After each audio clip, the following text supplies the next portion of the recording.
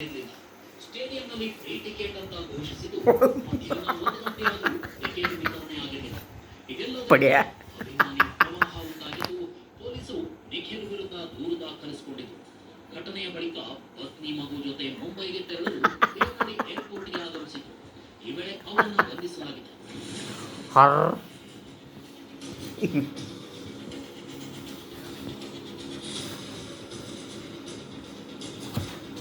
ಇನ್ನು ನಿಖಿಲ್ ಬಂಧನವನ್ನ ಪ್ರಶ್ನಿಸಿ ಪತ್ನಿ ಮಾಳವಿಕಾ ನಾಯ್ಕ್ ಹೈಕೋರ್ಟ್ಗೆ ರಿಟ್ ಅರ್ಜಿ ಸಲ್ಲಿಸಿದರು. ನಿಖಿಲ್ ಪರ ವಾದ ಮಾಡಿದ ವಕೀಲ ಸಂದೇಶ್ ಚೌಟಾ ಮುಂಜಾನೆ 4:30ಕ್ಕೆ ಕಾನೂನು ಬಾಹಿರವಾಗಿ ನಿಖಿಲ್ರನ್ನ ಬಂಧಿಸಿದ್ದಾರೆ.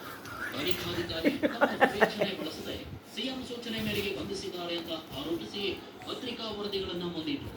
ಇದಕ್ಕೆ ಪ್ರತಿಕ್ರಿಯೆ ನೀಡುವಂತೆ ಸರ್ಕಾರಕ್ಕೆ ಸಮಯ ಕೊಟ್ಟಿರುವ ಎಸ್ಆರ್ ಕೃಷ್ಣಕುಮಾರ್ ಅವರಿದ್ದ ನ್ಯಾಯಪೀಠ ಸೋಮವಾರಕ್ಕೆ ವಿಚಾರಣೆ ಮುಂದೂಡಿದೆ.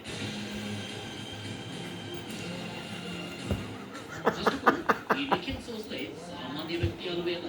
ಕೊಹ್ಲಿಯ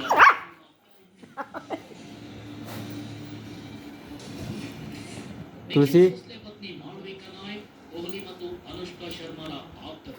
ಐಪಿಎಲ್ ಪಂದ್ಯದ ವೇಳೆ ಅನುಷ್ಕಾ ಜೊತೆ ಮಾಳವಿಕಾ ಕೂಡ ಕಾಣಿಸಿಕೊಳ್ತಿದ್ರು. ಇನ್ನು 2 ವರ್ಷದಿಂದ ಆರ್ಸಿಬಿ ಮ್ಯಾನೇಜ್ಮೆಂಟ್ ನಲ್ಲಿ ನಿಖಿಲ್ ತೊಡಗಿಸಿಕೊಂಡಿದ್ದಾರೆ. ಆರ್ಸಿಬಿ ತಂಡದ ಮಾರ್ಕೆಟಿಂಗ್, ರೆವಿನ್ಯೂ ವಿಭಾಗದ ಉಸ್ತುವಾರಿಯನ್ನ ನೋಡಿಕೊಳ್ತಿದ್ದಾರೆ. ಇದೇ ನಿಖಿಲ್ ಹಾಗೂ ಮಾಳವಿಕಾ ದಂಪತಿ ಕೊಹ್ಲಿ ಅನುಷ್ಕಾ ಪಾಲ್ಗೊಳ್ಳುತ್ತಿದ್ದ ಪಾರ್ಟಿಗಳಲ್ಲಿ ಹಾಜರಾಗ್ತಿದ್ದರು. ಸದ್ಯ ನಿಖಿಲ್ ಸೇರಿ 4 ಆರೋಪಿಗಳನ್ನ ಜೂನ್ 19ರವರೆಗೆ 41ನೇ ಎಸಿಜೆಎಫ್ ಕೋರ್ಟ್ ನ್ಯಾಯಾಂಗ ಬಂಧನ ಕೊಪ್ಪಿಸಿದೆ. ಪಾರ್ಟಿ ಇವೆಂಟ್ ಅಂತಿದ್ದ 4 ಪರಪ್ಪನಾಗ್ರಹಾರ ಸೆಂಟ್ರಲ್ ಜೈಲಿಗೆ ಶಿಫ್ಟ್ ಆಗಿದ್ದಾರೆ. Bureau report TV nine. ಸರ್ಕಾರಕ್ಕೂ ಭಾರಿ ಮುಜುಗರ ಉಂಟಾಗಿದೆ. ಸರ್ಕಾರ ಆರೋಪಿಸಿತ್ತು. ಆದರೆ ಇದರ ವಿರುದ್ಧ ಕೆಎಸ್ಸಿಎ ತಿರುಗಿ ಬಿದ್ದಿದ್ದು ಕೋರ್ಟ್ ಮೆಟ್ಟಿಲು ಏರಿದೆ.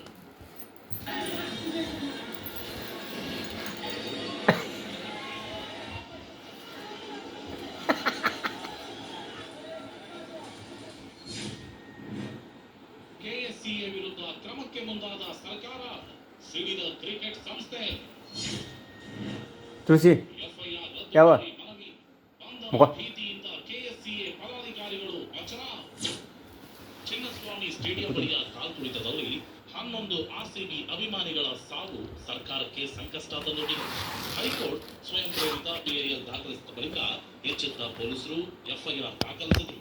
ಕೆಎಸ್ಸಿಎ, ಆರ್ಸಿಬಿ ಹಾಗೂ ಡಿಎನ್ಎ ನೆಟ್ವರ್ಕ್ ವಿರುದ್ಧ ಕ್ರಮ ಕೈಗೊಳ್ಳಲು ಮುಂದಾಗಿದ್ರು. ಆದರೆ ಸರ್ಕಾರದ ಕ್ರಮಕ್ಕೆ ಪ್ರತಿರೋಧ ತೋರಿರುವ ಕೆಎಸ್ಸಿಎ ಹೈಕೋರ್ಟ್ ಮೆಟ್ಟಿಲೇರಿದೆ.